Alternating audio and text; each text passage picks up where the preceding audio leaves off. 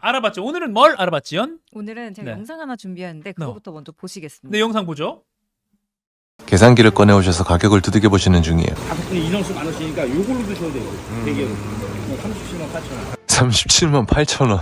와, 중간 사이즈로 골라주신 대게가 마리당 2kg이 넘네요. 킹크랩 같은 경우는 이거 큰 거 이거는 지금 54만 원 나. 54만 원. 붙여갖고 써야 이거 사고 하면서 먹으면 돼요. 지금하고 왔으니까 들어보고 그냥 삼촌 먹으려면 먹어. 내가 더 하나 줄 테니까 더 먹어. 왜냐면 삼촌은 재밌어서 여기 사람들이 친구로 솔직히 내가 왜 그러냐면 아 근데 저희도 솔직히 이게 1, 2만 원짜리도 아닌데 이건 뭐 끌려와서 설명 들은 놈이 죄인인가요? 슬프네요. 그냥 이제 그만 알아보겠습니다.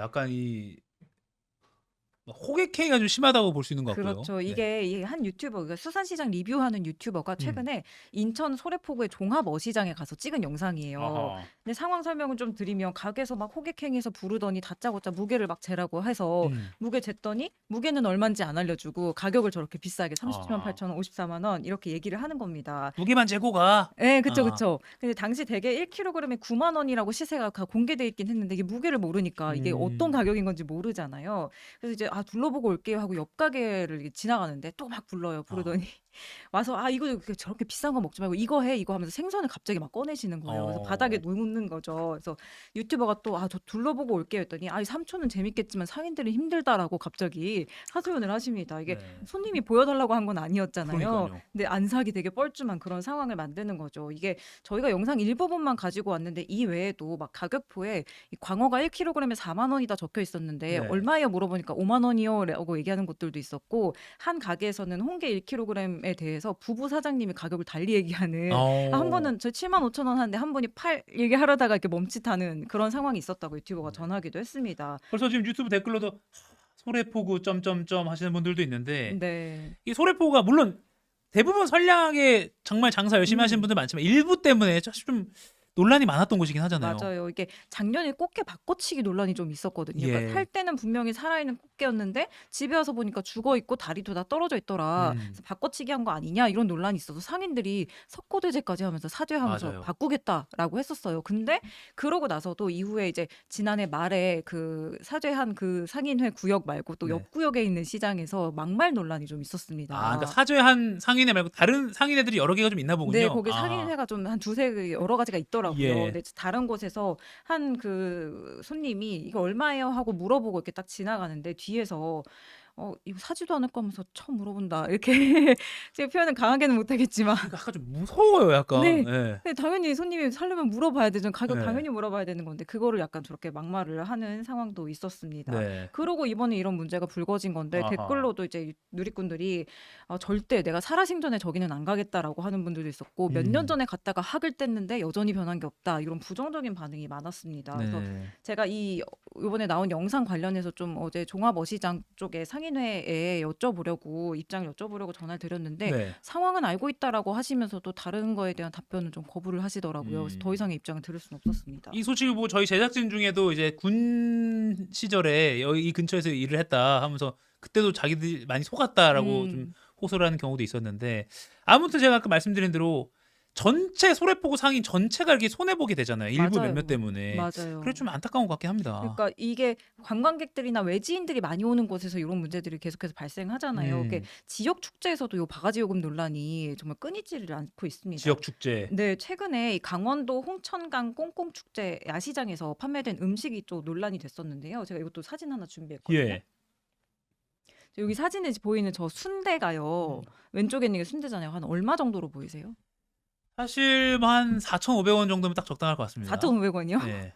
굉장히 저렴한 가격을 기대하시네. 학교 앞 시세로 저게 2만 원입니다. 2만 원. 저 순대 한 그릇만요. 야, 축제라고 해도 좀 비싸긴 한데요. 네, 저 떡볶이랑 잔치국수까지 저 3개 메뉴 하는데 34,000원이 들었다.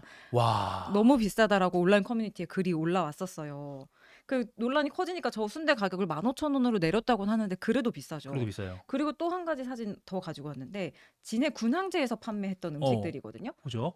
저 돼지 수육. 바베큐 저거는 5만 원이었고요. 바베큐예요? 수육이 아니라? 바베큐입니다. 5만 원? 네. 그 심지어 저 밑에 양배추도 많이 깔려 있었다고 해요. 아, 그리고 이제 저 해물파전이 2만 원. 아, 가격이 비싸다. 너무 비쌌던 거죠. 아무리 축제고 비쌀 거라고 우리가 예상은 하지만 이거 정도가 너무 심하다라는 겁니다. 근데 이게 그 매년 문제가 반복되고 있는데도 네.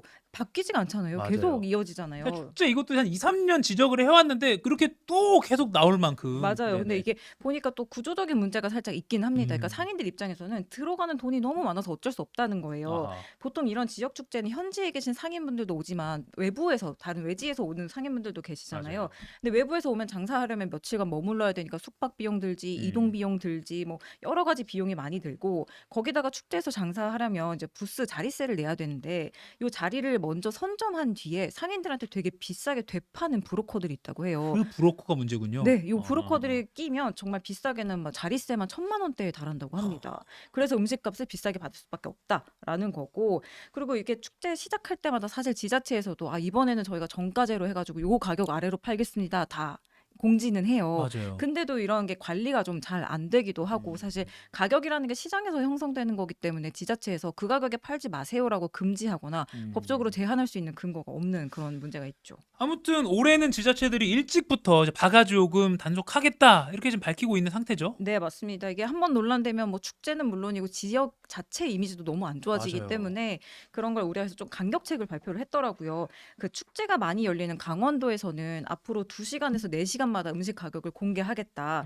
그리고 이제 운송이나 이동 비용이 좀 상대적으로 적은 현지 지역 업체를 축제장에 우선 배정하겠다고 해요. 그럼 비용이 좀 덜 드니까 아무래도 음식 바가지 요금을 받는 가능성이 좀 줄어들겠죠. 그리고 이제 뭐 터무니없이 비싼 가격을 파는 그런 업체에는 보증금 냈던 거에 일부를 돌려주지 않겠다. 이런 페널티 안도 또 발표하기도 했습니다. 당장 다음 달부터 강원도에서 열리는 모든 축제에 이런 안을 적용을 한다고 해요. 강원도네. 네, 그리고 이제 벚꽃 필 때 됐잖아요. 맞아요. 봄 됐으니까 이 진해 군항제도 열릴 텐데 군항제에서도 부스 운영 업체 실명을 공개를 하기로 했습니다. 그러니까 타인한테 웃돈 주고 부스 파는 걸 좀 막아보겠다라는 거죠. 그런 곳이 있으면 또 신고를 받기도 하고 적발되면 여기는 아예 보증금을 몰수하겠다. 이렇게 밝혔고요.